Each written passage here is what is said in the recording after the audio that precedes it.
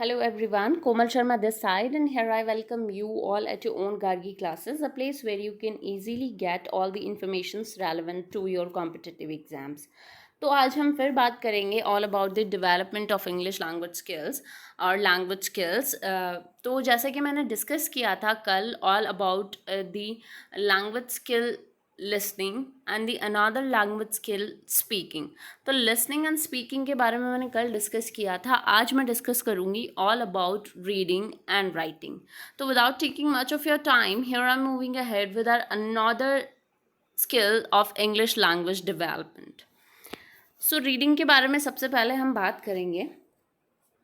Reading के through, reading जो skill है उसके थ्रू आप अपनी लैंग्वेज को किस तरीके से डेवलप कर सकते हैं। तो reading is a process of the brain and it takes time to develop. Reading क्या होता है, ब्रेन का मैटर होता है, थोड़ा ब्रेन प्रोसेस होता है और इसमें थोड़ा टाइम लगता है डेवलप होने में। Your mind has to attach meaning to the words, क्योंकि जब हम कई बार क्या होता है लिसनिंग करना, समझना, चीज़ों को बोलना, ठीक है, और 1% प्रैक्टिकल है तो हम उसको थोड़ा इजी तरीके से कर सकते हैं। जब हम दो लोगों को बात करते हुए सुनते हैं तो रियल लाइफ में हम उनकी बॉडी लैंग्वेज को देखते हैं या उनको ऑब्ज़र्व करते हैं, हमारी आइज़ उनको अटेंशन पे करती है, तो हम चीज़ों को जल्दी ऑब्ज़र्व करते हैं, जल्दी अडॉप्ट करते हैं, उन्हें जल्दी प्रैक्टिस करते हैं। ठीक है, प्रैक्टिस भी हम इजी तरीके से कर सकते हैं। पर रीडिंग का जो मैटर है, रीडिंग जो प्रोसेस है वो ब्रेन प्रोसेस होता है एग्जैक्टली। उसमें हम हर एक वर्ड को एग्जैक्ट खुद से पढ़ते हैं, हमारे दिमाग पे प्रेशर हमें लगाना पड़ता है, एक एक वर्ड को हमें समझना पड़ता है। ठीक है, तो थोड़ा मुश्किल है रीड करना। जब हम रीडिंग शुरू कर देते हैं, प्रैक्टिस में वो चीज़ आ जाती है, जब डेवलप हो जाती है उसके बाद में तो ईजी टास्क हो जाता है definitely. Phrases and expressions presented by symbols. Phrases और एक्सप्रेशंस को हम सिंबल्स के थ्रू समझ जाते हैं। कोई भी पिक्चर होती है, इमेजेस होती है, उनको देख के भी हम चीज़ों को अंडरस्टैंड करने की कोशिश करते हैं। And plus get to understand and the grammar and structure of the language used in the passage to read. जो भी ग्रामर यूज़ करी जाती है किसी पैसेज में, स्ट्रक्चर होता है, उसे पढ़ना, समझना, सिंबल्स को देख के समझना, प्लस जो वर्ड्स हैं उनके मीनिंग को एक्सट्रैक्ट करना, ये सारा ब्रेन प्रोसेस होता है।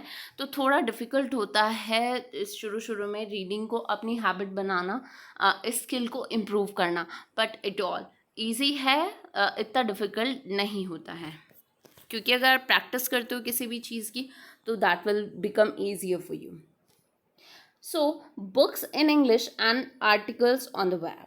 तो आपको क्या करना है अपनी रीडिंग हैबिट्स को बढ़ाने के लिए, किसी भी लैंग्वेज को सीखने के लिए अगर आपको अपनी रीडिंग हैबिट्स बनानी है तो बुक रीडिंग, आजकल वेब रीडिंग, वेबसाइट्स पे भी बहुत सारे आर्टिकल्स आपको मिल जाते हैं, न्यूज़पेपर्स आते हैं, मैगजीन्स आते हैं, there are lot of things जहाँ से आप चीज़ों को एक्सट्रैक्ट करके जिन जिन चीज़ों में आपका इंटरेस्ट है, जो चीज़ें आपको अट्रैक्ट करती हैं, आप उनके बारे में उसी लैंग्वेज में पढ़ के और ईजिली अपनी लैंग्वेज को इम्प्रूव कर सकते हैं।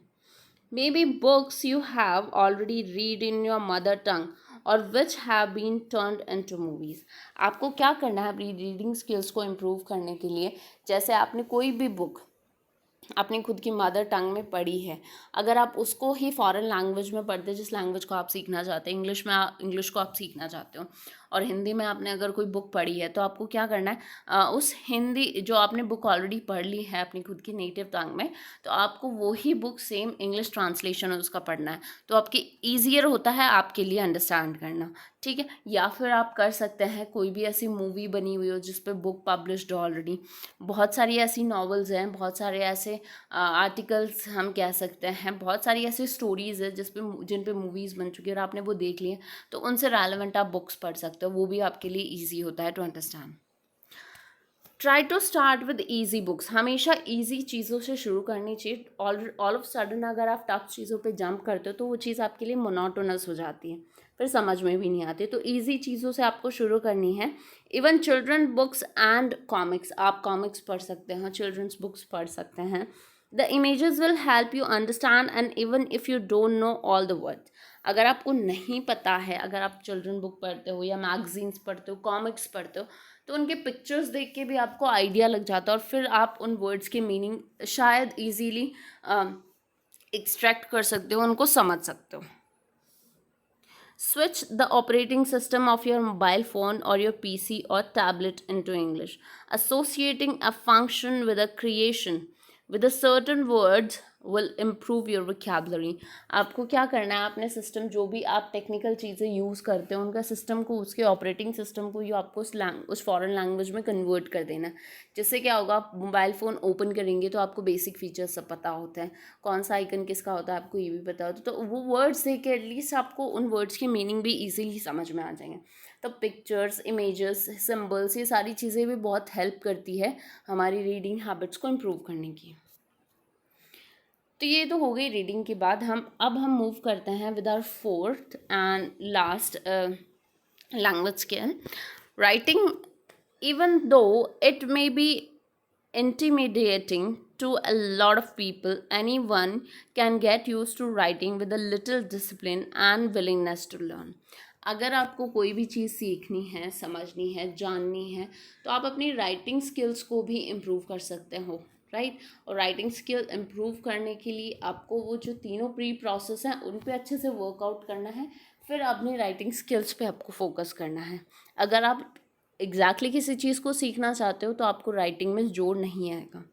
राइट डाउन वर्ड्स और expressions you think useful with their meaning and examples. आपको क्या करना है, जो भी ऐसे वर्ड्स हैं, आपके एक्सप्रेशंस हैं, आपके आइडियाज़ हैं जो कि यूज़फुल हैं for the people who will read about you in future, तो उनको बेनिफिशियल हो गया वो सब कुछ. तो आपको ऐसी चीज़ों के बारे में लिखना है. If you see them in sentences you will remember them better.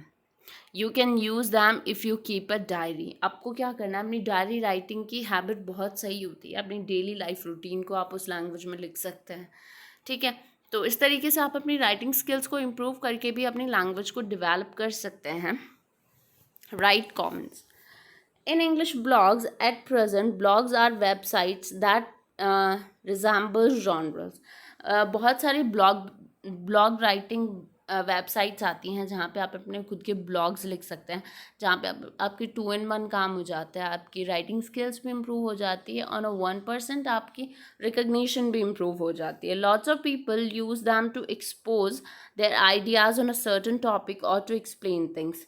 Blog writing लोग इसलिए करते हैं, अगर आपको किसी एक पर्टिकुलर नॉलेज में इंटरेस्ट, पर्टिकुलर चीज़ में इंटरेस्ट है, आपको उसके बारे में नॉलेज है, आप उन चीज़ों को शेयर कर सकते हैं with the people. One common feature of all these blogs is that they are interactive.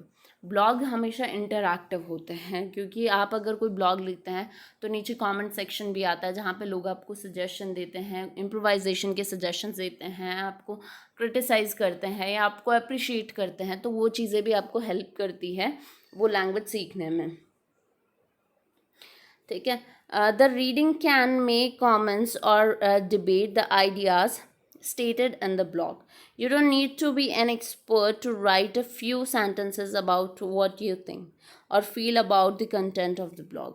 आपको क्या करना है, अगर आप किसी और का ब्लॉग पढ़ रहे हैं तो रीड कर रहे हैं, रीडिंग भी आपकी इम्प्रूव हो रही है, तो आपको अगर उसमें कुछ कमेंट देना है तो आप सेंटेंसेस में छोटे छोटे सेंटेंस बना के आप कमेंट लिख सकते हैं, ठीक है. तो इस तरीके से आप अपनी लैंग्वेज को डेवलप कर सकते हैं by practising these 4 language skills. तो these 4 language skills are yours: listening, reading, speaking and writing. तो इन चारों को आपको अच्छे से प्रैक्टिस करना है जिससे कि आपकी लैंग्वेज है वो बेटर तरीके से इम्प्रूव हो जाए. So thank you so much for attending lecture at Gargi classes. Don't forget to subscribe the channel, do like the video अगर आपको कंटेंट पसंद आया है तो, and plus don't forget to press the bell icon ताकि आपको हर एक वीडियो का नोटिफिकेशन कंटिन्यू मिलता रहे. Thank you.